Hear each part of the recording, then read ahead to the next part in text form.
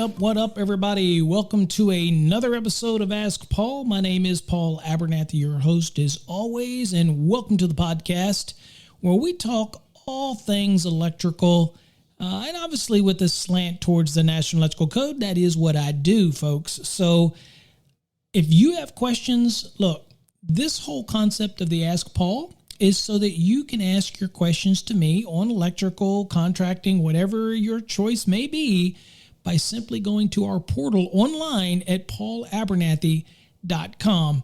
Now, when you go there, it's pretty simple. You put your name in there and you type in your question. You click that submit button and it comes to me and I answer your question, whether it's in an email or if selected on an upcoming podcast, much like today's.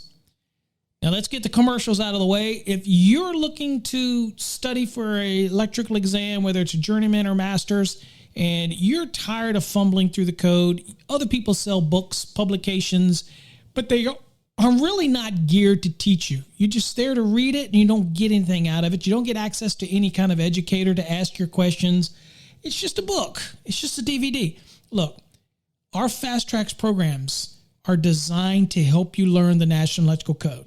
So if you're studying for an electrical exam and you really want to get an in-depth understanding of the calculations that are involved, you want somebody to grade that work for you, to give you that feedback, then what you need to do is you need to go over to our website at electricalcodeacademy.net, or you can go to Fast Tracks System. That's TRAX, by the way, not TRACK. It's fasttrackssystem.com.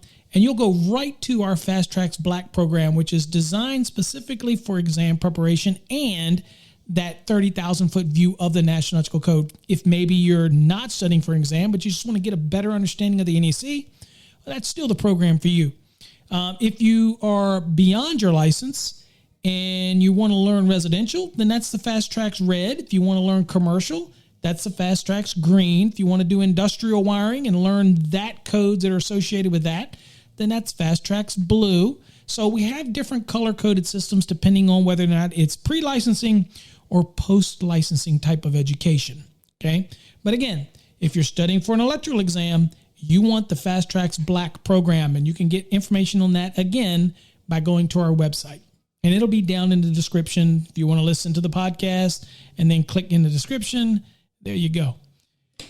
Okay. And I also should mention, if you want any unique swag, any nice shirts, hats, beanies, whatever you want, go check out Electrician Pride. electricianpride.com has all of your swaggity swag. Let's go check that out. All right. So as we usually do here on the Ask Paul segment, we have a question that was submitted, and we're going to read this question, and I am going to answer the question, give you some insight on it. And again, you can accept it or you don't have to accept it. That choice is up to you. But I'm going to give you my insight on it, whether you agree with me or disagree. At this point, to me, it's irrelevant. I'm going to give you my piece and you can forever hold yours or whatever. Okay. So this email came in through the portal and it says, "Hi, Paul. This is a two-part question pertaining to the field, not the Fast Tracks program." Okay, so this is a Fast Tracks student who I commonly tell different students, like, the best way to reach me is through the portal. And it's actually is the best way to get a question submitted. No matter what it is, I will do my best to try to answer it. But that's the best way to do it because they come directly to a certain location and I can able to get those. Obviously, I answer other emails, but it's a little harder. This is a little more streamlined for me. So this is why I usually recommend it to people. It's why we created it, by the way. Okay, so question number one here says, "I ran into a situation where a copper water line ran across the top of a panel approximately 4 feet directly above. 110.26E1A states that within 6 feet, no piping, ducts, or leak protection." Okay, so that is the dedicated equipment space above the panel in his case, and that's all true. It says, so 110.26E1B states no leak protection, so no drip pans. Okay, so at this point, he's intermingling E1A and E1B, so we're gonna have to straighten that out a little bit. It says, "My question is, why can't we put a NEMA rated panel? And by the way, all of those panels are NEMA rated. NEMA 1 is a dry, NEMA 2, NEMA 3, blah, blah, blah. It says, a question is, why can't we put a NEMA rated panel under the pipe with a drip pan? As it states in table 110.26 informational note number 1, I'm sure it's impractical and not cost efficient. Just curious is all. Okay, well, a couple things to remember is 110.26 informational notes. Again, informational notes are just information. It's not enforceable in any way. Might be great information, but it's not enforceable. The tables that are associated in 110.26 tells you the different enclosure ratings. That's a true statement. So if I'm going to use a panel inside, it's going to be a NEMA 1, right? If I'm going to use a panel outside, just typical rain, that's going to NEMA 3R. So you get the lists and you have the ratings for sleet and snow and all these type of. That's based on the condition of use and where you're planning on putting that enclosure, right? To be honest with you, that is not even germane to the question of what can go above or below dedicated equipment space, right? So that's what we're going to look at today to answer this question, because the root of this question is, can I have that copper water line across the top of my panel at the 4-foot mark? Okay. So the short answer, spoiler alert, no. No, you can't. But we got to dig deeper. Based on the information that's given, no. But we're gonna analyze it and give you the real skinny on it all. So if you got your code books, you can pause this podcast and go grab your code book. And it doesn't matter whether you're in a 2017 or 2020, same information, same relevant, no significant change or anything changed in here. So what I need you to do is to go to 110.26E. E has to do with dedicated equipment space. Remember, it's a difference between working space and now what we're getting into is dedicated equipment space. So this is for the equipment. Now, it's very specific equipment, by the way. So we're going to read that. It's just not a carte blanche like you would get with a working space clearance requirement. Here, it's a little more detailed when we're talking about what type of equipment. So E reads as this. Feel free to follow along with me. It says, all switchboards, switchgear, panel boards, and motor control centers shall be located in dedicated space and protected from damage. So that's a list here. So this is only talking about, we're talking about the dedicated equipment space. Remember, get out of your mind. We're not talking working space. This is a dedicated equipment space, and it's very specific to switchboards, switchgear, panel boards, and motor control centers. Okay, very narrow scope here. That's what this is going to pertain to. So then, of course, you have an exception that says, well, can I have any kind of control equipment in that space if it's part of that dedicated space, if it's required to be within sight of the equipment and things like that? And the answer to that would be yes, if it pertains to the equipment. So that's kind of what the exception is dealing with. All right, so let's look at E1. Now, E1 is for the indoor applications, and that's what we're going to talk about here, because the way this question was asked, it's an indoor. I know the premise, you kind of said something about 110.28 for all enclosure ratings, and talking about a NEMA, probably was talking about a NEMA 3R or something like that in the space.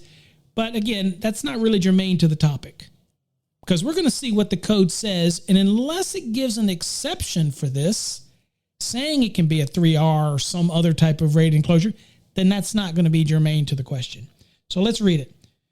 So number 1, which is indoor, states this. It says, indoor installations shall comply with 110.26 E1A through E1D. So E1A, E1B, E1C, E1D, all applicable. So we have to read it. So let's look at the very first one. This is 1A. Now this is dealing with the dedicated electrical space proper. Okay, so this is the space we're talking about, that those pieces of equipment that we read earlier, switchboard, switchgear, panel board, and motor control center, if it's installed, this is the dedicated electrical space afforded to that equipment. Now, how do we measure this? Or what are we talking about? So let's read it. It says dedicated electrical space. It says the space equal to the width and depth of the equipment, and extending from the floor to a height of 6 feet above the equipment or to the structural ceiling, whichever is lower, shall be dedicated to the electrical installation. Okay, and I'm going to stop right there first because the second part, the last sentence, is really going to be the kicker here. So where are we talking about this measurement? So let's just use a panel board, which is inside of a cabinet, by the way. So you're going to do the depth and the width of that cabinet. If we're putting it between 2x4s and a 2x4 wall, we're talking about that depth and width of that cabinet all the way up to 6 feet or to the structural ceiling, whichever is lower, right? So we established that. So that 6 foot zone or to the structural ceiling, whichever is lower, that right there is a no-go zone. How do we know this? Because then it goes on, the last sentence says, no piping, ducts, leak protection apparatus, or other equipment foreign to the electrical installation shall be located in this zone. What is that zone? That zone is the depth and the width of the equipment from the floor all the way up past the equipment, all the way up to 6 foot above the equipment or the structural ceiling, whichever is less. Okay. That is just for the electrician. Nothing else can go in there. Anything that's foreign to the electrical system can't be there. Okay. They got to route it some other way. Got to move it some other way around it or do whatever. That's my space. I'm the electrician. That's my space. Now, there is an exception. Now, the exception is for like a dropped or suspended ceiling. So you could have 6 feet, let's say, above your panel.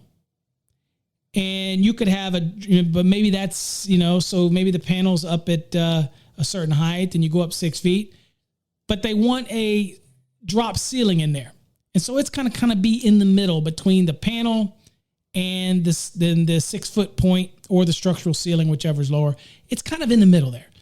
So that would be in that 6 foot space, but that's okay because that's not structural member of the building. That's just a suspended ceiling. It's more for looks, right?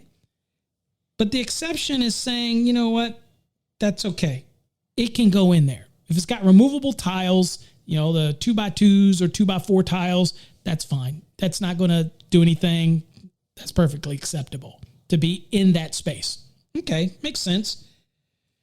So we've learned that on the surface so far, nothing can be in that 6 foot space. Or again, I'm going to sound redundant here, but I got to do this because I got to keep making sure that I bring context to the discussion.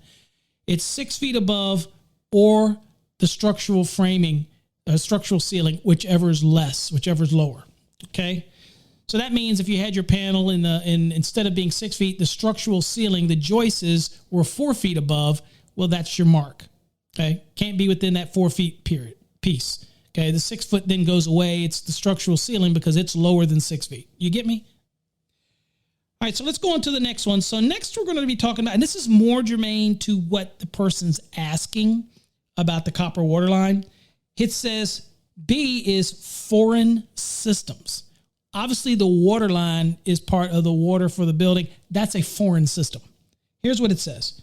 The area above the dedicated space required by 110.26E1A shall be permitted to contain foreign systems, provided protection is installed to avoid damage to the electrical equipment from condensation, leaks, or breaks in such foreign systems. So here's some things to remember now. The 6 feet above the equipment, that is the space that it's referring to. That is the dedicated space required by 110.26E1A. So this foreign system statement is for that space that would be above that, right? So if you put it still above the equipment, but it happens to be in the space that's above the 6 foot space, okay? So in your mind, paint this mental picture. You got a panel. You go up 6 feet from the top of that panel. Nothing can be in there. Then once you get to that 6 foot mark, here's where we're talking about a foreign system could go into space above that 6 foot mark. That's fine, as long as it's installed in a way that provides protection to avoid damage to the electrical equipment from things like condensation, leaks, or breaks in such foreign systems. Now, at this point, getting back to the question, if a jurisdiction might be okay with somebody saying, well, okay, I get it. I can't alleviate things being in the 6 foot space, but I'm going to put a NEMA 3R inside anyway. That's a choice. Now I'm putting a water line above the 6 foot, but I feel like the electrical equipment is being provided with protection from condensation, leakage, and breaks because it's rated for 3R environment, outdoor, wet, whatever. Okay, that's a good argument. If you want to do that, go for that. Otherwise, what you would have to do, if it's the water line and it is above the 6 feet point, above the equipment. Okay, remember, we're not talking 6 feet above the floor. It's 6 feet above the electrical equipment. Then you get into that other area where foreign systems could be.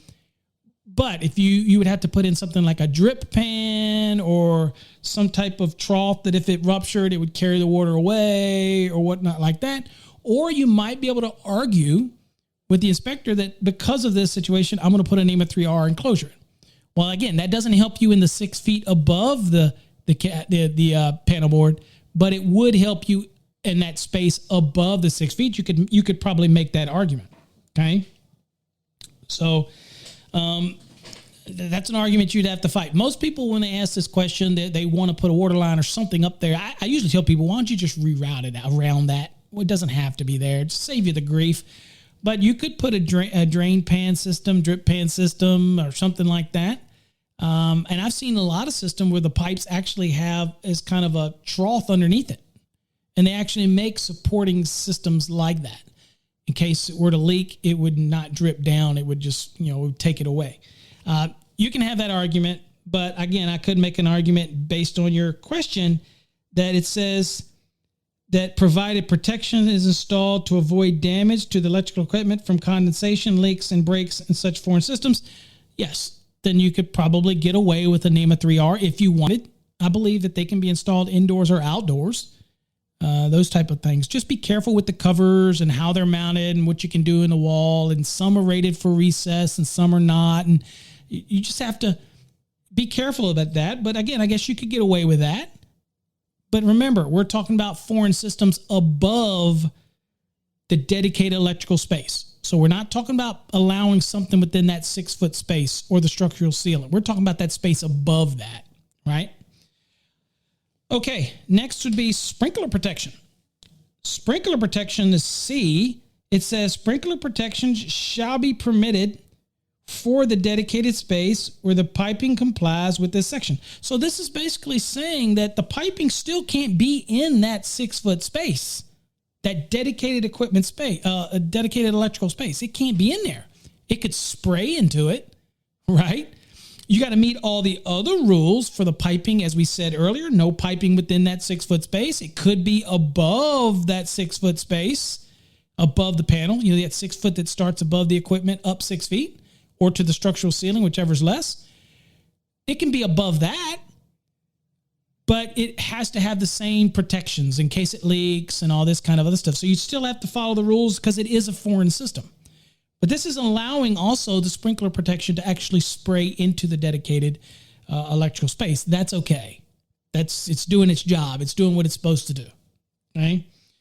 And then lastly is D, which D, to be honest with you, is just regurgitating the exception that we had for the general rule. And it says suspended ceilings. It says a dropped, suspended, or similar ceiling that does not add strength to the building structure shall not be considered a structural ceiling.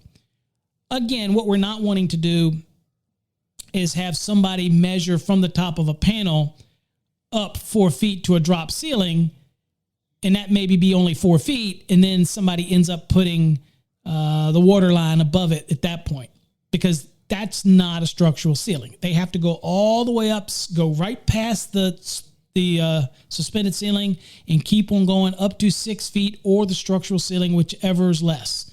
Then above that, they could put in the foreign system, provided they put all the other caveats in there for leakage or condensation or whatnot. Okay, whatever their options are to do that, they can do that. They have options. Okay, but this is just to remind you that the suspended ceiling is not structural.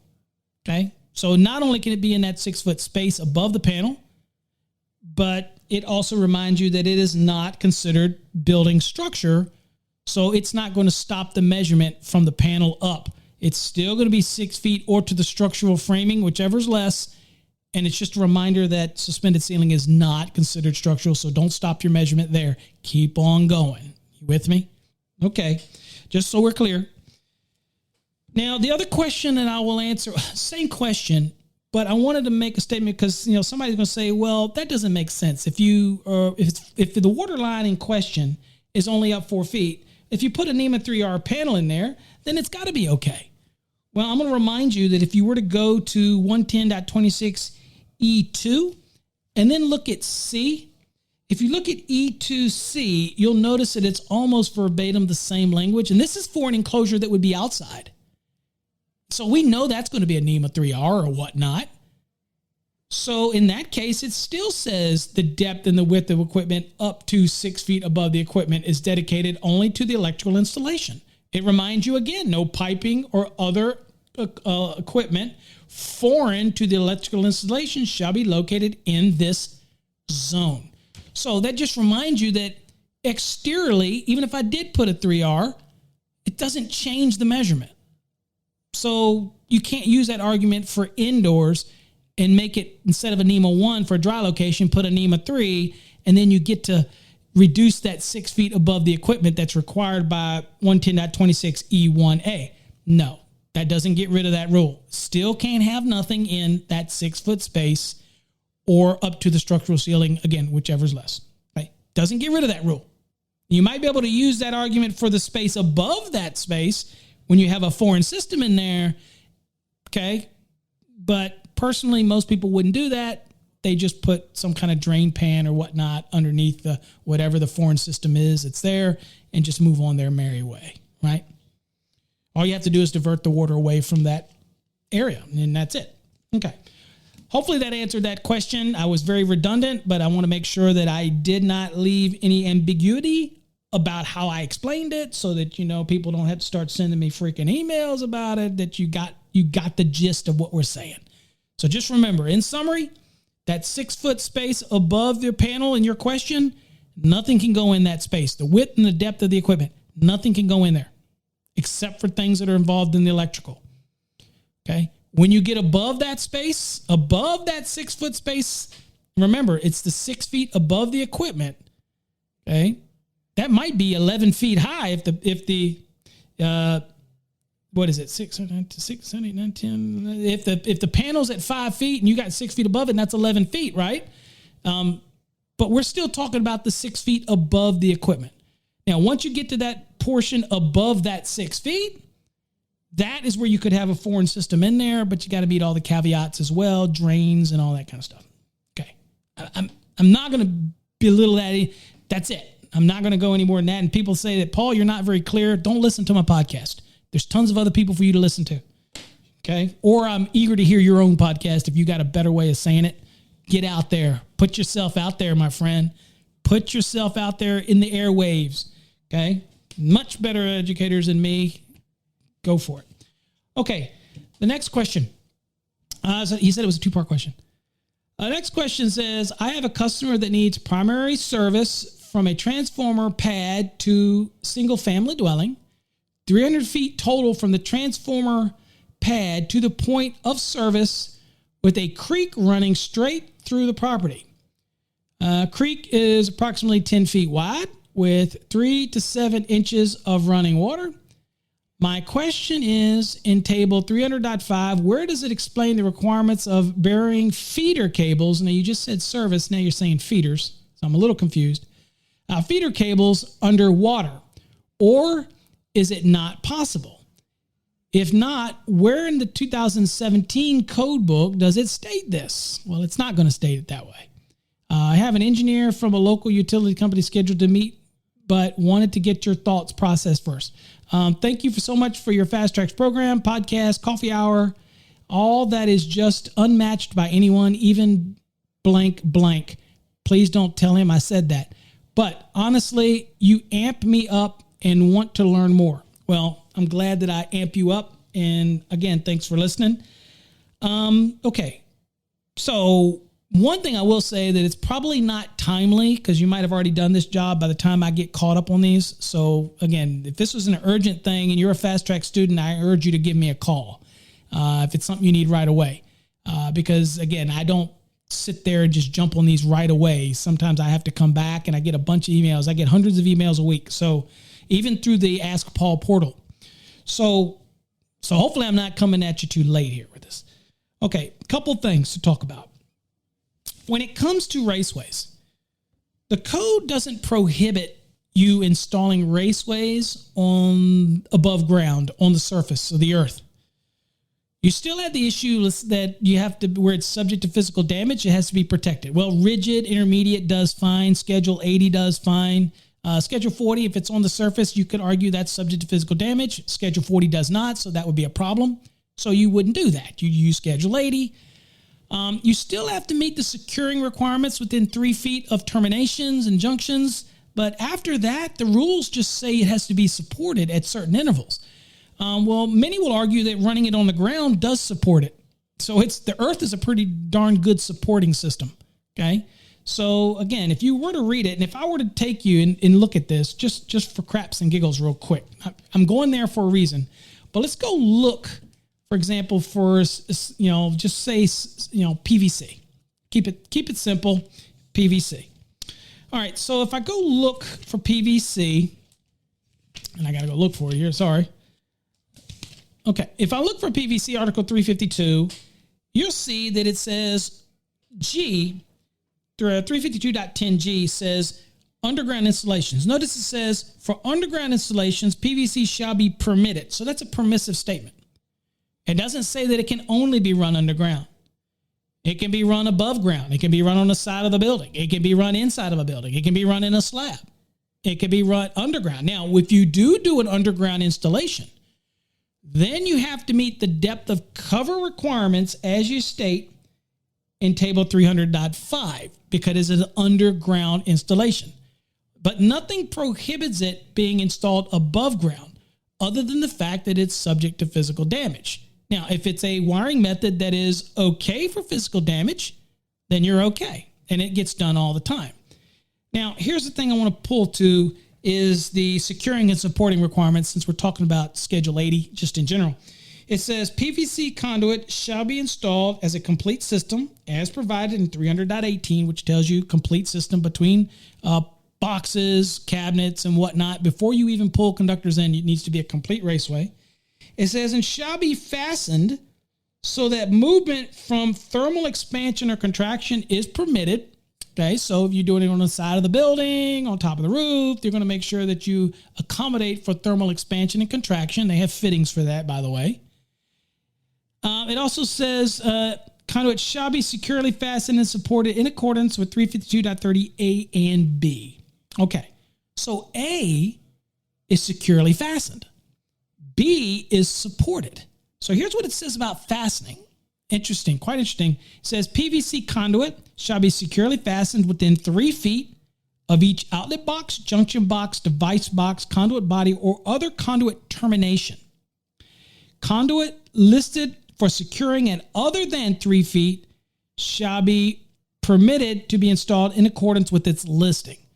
So the first rule is if I were to lay this on the ground, and again, there's going to be people that disagree with this, that's fine, then I would have to come up with some way to secure it within 3 feet of the box where I start. Whether it's, maybe a U-shaped wire pushed into the ground that holds it tight into the earth, whether it's a concrete pad with a strap on it, or a concrete block in the ground that you're strapping it to, whatever. That has to be done within 3 feet. Now, that's it. I'm serious. That's it for that so far. Now, go on to supports. Here's what it says about supporting it. It says PVC conduit shall be supported. We've already secured it now at 3 foot point from each box. PVC conduit shall be supported as required in table 352.30. So that's a little table that says, okay, it said the maximum supports spacing between supports is, again, gives you the different trade sizes, and it goes from 3 feet up to 8 feet. Okay, remember, we're talking supports. We're not talking securing it. So it says conduit listed for support at spacing other than shown in table 352.30 shall be permitted to be installed in accordance with the listing. So if the manufacturer gives information that's basically doesn't match what's in the code, then you can follow the manufacturer's instructions. Notice it says horizontal runs of PVC conduit supported by openings through framing members at intervals not exceeding those in the table 352.30 and securely fastened within 3 feet of termination point shall be permitted. So the question is, if I run it across the ground and I secure it within 3 feet of the box, do I have to secure it anywhere else in that run? And the answer to that is no. Probably more practical to do so, right? Because anything that hits it or moves it's going to pull fittings loose or potential try to, but the code doesn't specifically give that statement, okay, when it comes to Schedule 80 PVC, right? It doesn't immediately mandate that or make some kind of statement where you got to do this every, so many feet, okay? So that's the first thing we notice. Now, what's interesting with that is that's kind of starkly different. And I'm trying to put this in your head. That's starkly different than, let's say, EMT, electrical metallic tubing. So 358. Now, if you go look at that, you'll notice that in the 2020 code, it is now listed for protection against physical damage. In fact, I believe it's 358.10E, I believe. And it states it. It says steel. Most of it is galvanized steel. It says steel and stainless steel EMT shall be permitted to be installed where subject to physical damage. Okay, but here's where this is a little different. If I were to run this on the ground, okay, here's what it says. It says securing and supporting. It's the same .30, by the way, if you're ever trying to remember those things. .30, when it comes to wiring methods, is typically the securing and supporting section of the specific article. So here's what it says. It says EMT shall be installed in a complete system in accordance with 300.18. We saw that earlier for PVC Schedule 80. And shall be securely fastened in place and supported in accordance with 358.30A and B. Okay, so far, everything's the same. And I'm teaching you this because there is a contrast. So let's look at securely fastened. It says EMT shall be securely fastened in place at intervals not to exceed 10 feet. Okay, so this one mandates that you secure it at intervals not exceeding 10 feet. Okay, then it says, in addition, each EMT run between termination points shall be securely fastened within 3 feet of each outlet box, junction box, device box, conduit body, or other tubing termination. So you're still going to have to terminate it within 3 feet of your box. Well, not terminate it. You're going to have to fasten it. Secure it. Okay. So what we've learned here is if I wanted to run EMT on the ground and it's galvanized, a lot of people think you can't bury EMT, and that's false as well, because you can, because it does have corrosion protection inherent to its the manufacturing process. But anyway, I digress. That's a whole nother podcast. If you wanted to install this on the ground, you could. The problem is you're going to now have to secure it within 3 feet of the box. Keep it simple. And then every 10 feet, you're going to have to secure it. Now, there's ways you can do that. Again, be creative, but you got to securely fasten it in place, right? Now, with that said, you have B, which is a support requirement. It says horizontal runs of EMT supported by openings through framing members. Doesn't apply to us. Saying that it's going to be considered to be supported as long as those spans aren't greater than 10 feet. And if you're running through framing members, they would not be. And you have to secure it, again, within 3 feet of termination points as permitted. Now, that's the same as before. The only problem is if I'm running it on the ground, it is supported. It's supported by the earth. Okay? Okay. So the only difference here is this one demands that you secure it every 10 feet, whereas Schedule 80 did not have that same demand.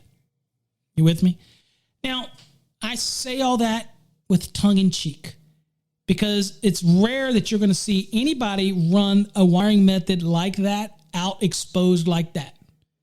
Now, where you may see it, somebody might have a generator outside and they don't want to put the Raceways underground. So they might run Schedule 80 PVC and run it on the surface. Okay. And it's kind of protected between the generator and the structure itself, the building. So it's really not, even though it might be Schedule 80, it's going to be okay for physical damage. And maybe that's what they're doing. And that's okay. That's fine.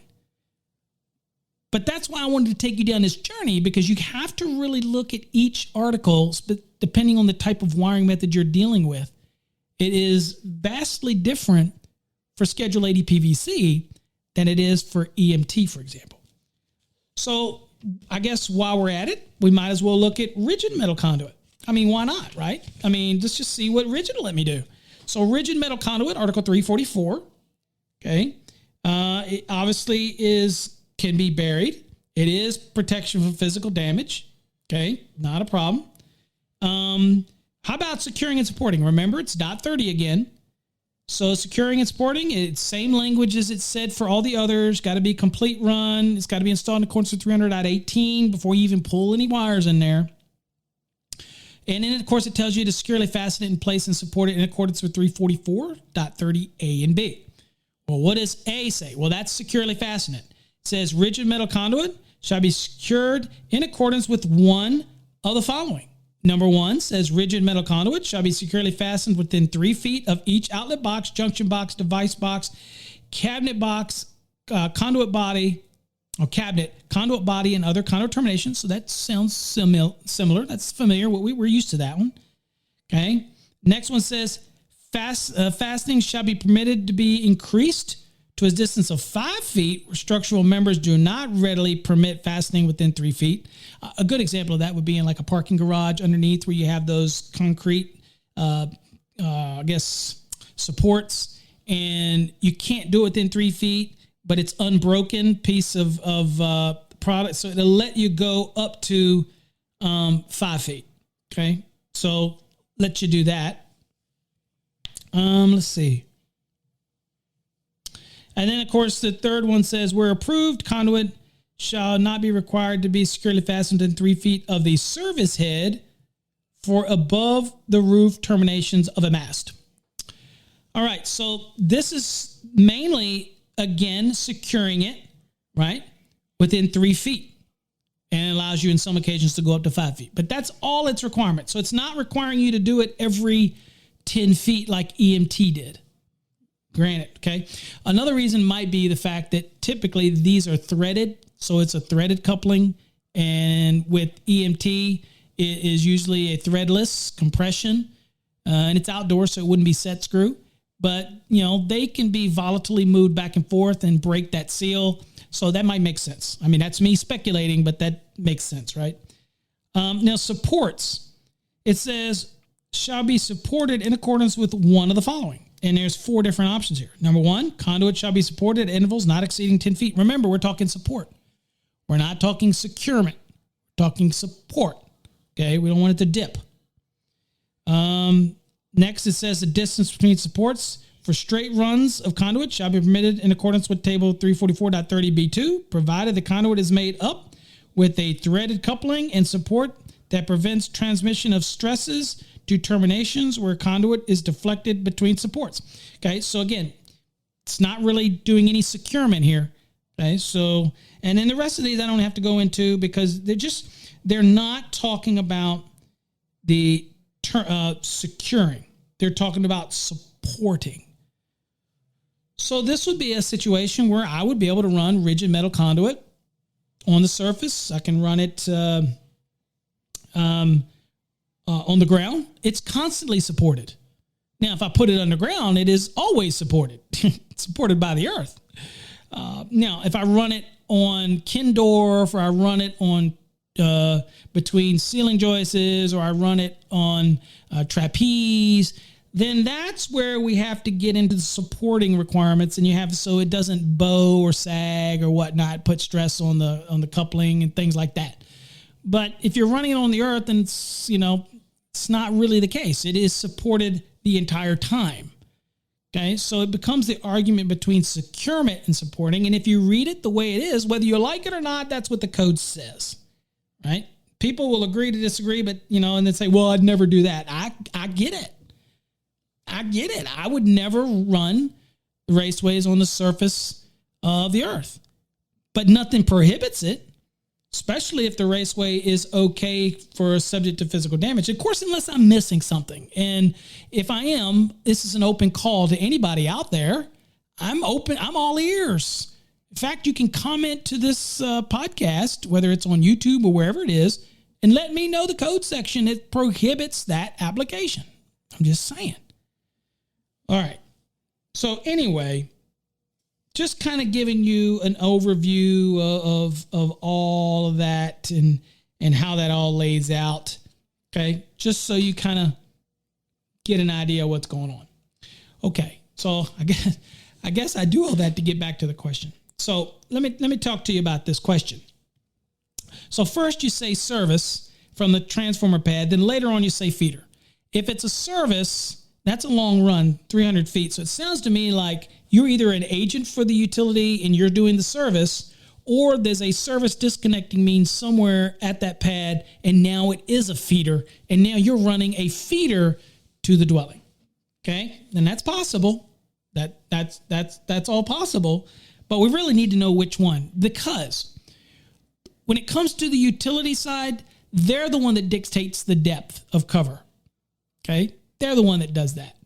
If it's a feeder, then the National Electrical Code will dictate that. Okay? It's important. A very important distinction, because if it's outside of the scope, it's under exclusive control of the utility, then we have to argue, well, since you're the electrician installing it, is it necessarily under the exclusive control of the utility? Well, it is if you install it, but then they take full ownership of it, and now it's under their control, right? Then it's under their exclusive control, and you simply were contracted out, right? Now, if you're going to run it and there's a disconnect, and it is a feeder, because you used both in your question, a service and feeder. If it's a feeder, then you most certainly, if you're going to direct bury it, okay, I say that way intentionally.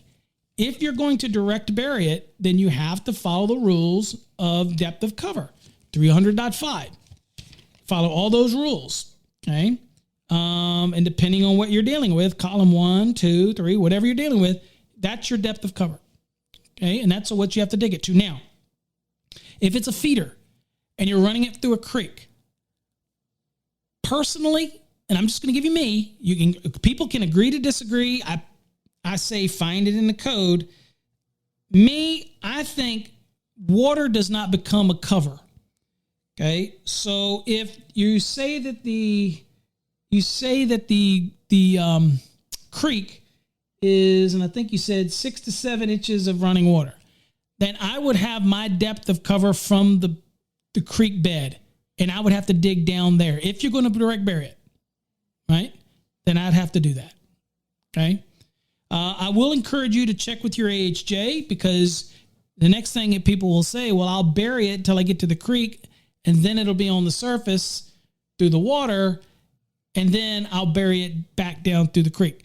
I wouldn't advise that, because things can come through the creek and just rip that whole feeder away, and that would be a problem.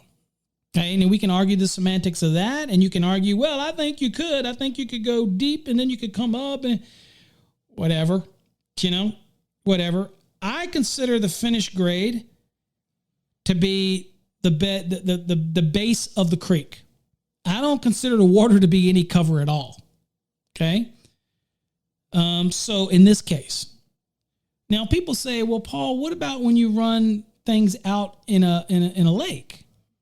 Okay. Remember what I said, raceways can still be run on the surface. Even though it's underwater, it's still on the surface of the earth. It's just underwater. If you secure it as you're supposed to, and we saw with Schedule 80 PVC, it's really only within 3 feet of the termination point, you're probably going to want to do it anyway, because it will float up. But anyway, if you run it, just follow the rules for that specific article dealing with that type of wiring method. Okay. But if you're going to bury it, then that's where the rules of depth of cover come into play. If you're going to run the whole thing above ground, then you don't have to follow those rules. Here's my thing. Once it's a complete run, 300.18, and you choose to put it in the ground, I don't believe that you should be able to go in the ground, and out of the ground, in the ground and out of the ground. The reason I say that is because we have rules that talk about emerging from grade, right? But that's very specific.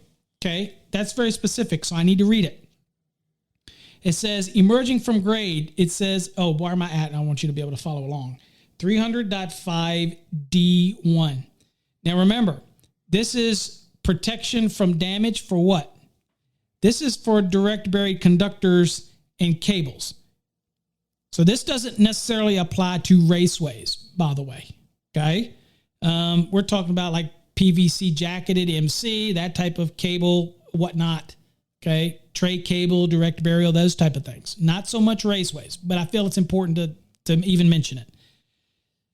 Direct buried conductors like USC-2 and cables like TC direct burial or MC PVC jacketed direct burial, those type of things, emerging from grade and specified in columns 1 and 4, right? Both of which are trying to depict more or less cables or direct burial conductors. It says table 300.5 shall be protected by enclosures or raceways extending from the minimum cover distance below grade that's given in this table to the point of 8 feet above the finished grade. In no case shall the protection be required to exceed 18 inches below finished grade. So you don't have to go down deeper than 18 inches. But if you come above grade with direct burial conductors or you come above grade with a cable, then you're going to have to protect it up to 8 feet. Now, most of the time, direct burial conductors will emerge from grade in a raceway, like a Schedule 80, okay, up to 8 feet to protect it from that damage. Cables, you can have a slip over sleeve. You could still put that in a raceway. People think you can't put cables in a raceway. Absolutely you can. And if it's not a complete system, then it's there for just physical damage protection. Then you don't have to worry about raceway fill for that cable. Okay. You have to make sure it can fit without damaging the cable, but you don't have to get into all those other things like raceway fill. You only have to get into that if there's a box on each end and it's a complete run. Okay. But that's a chapter 9, table 1 and notes associated with that. Totally not for today's episode. Point being, nothing says that I can't go from direct burial in a raceway, like a rigid column 2, and emerge from grade and run on the surface and then go back down below grade. The key is when I do go below grade, because I can't see it, we don't know what's there, it needs to go to a depth that's in accordance with the table 300.5. Okay? So I don't know if I answered your question, but depending on the type of raceway they're running, right, then I can run it, and if I'm going to bury it, then I have to do the depth of cover. If I'm running it through the creek, personally, since it's in the creek and the rock bed and everything else is direct burial, I would require them to dig through the creek and put it at the same distance, the same depth as table 300.5. That's just me. You can agree to disagree. Because some people say, well, it could come up and just run on the surface across the creek. And then when it gets to the other side, you go back down into the earth. But I will argue that if you get to the other side, you could still run it on the surface. Nothing prohibits it. Just remembering whether or not the securing and supporting rules come in depending on the wiring method you're using.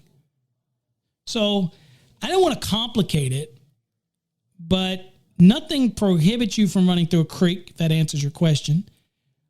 You do have to use a little practical common sense and realize that things flood, things go be going down the creek. The last thing you want that to do for your client is to rip out their power. So if I'm running through the creek, and you can say, well, code is code. Okay. But if I'm running through the creek and everything else is direct bury, then I'm going to forget the water depth. I'm going to bury that cable. I'm going to bury that raceway to the same depth that I would if I was running it through regular earth. That's just me.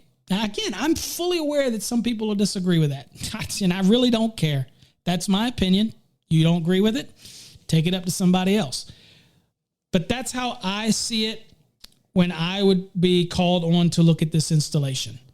Okay? All right. Hopefully that explains it to the best I can. If it's not satisfactory, I'm sorry. Feel free to always comment back, and I'm more than happy to respond to you. But that's all you got from me today. Till next time, folks, stay safe.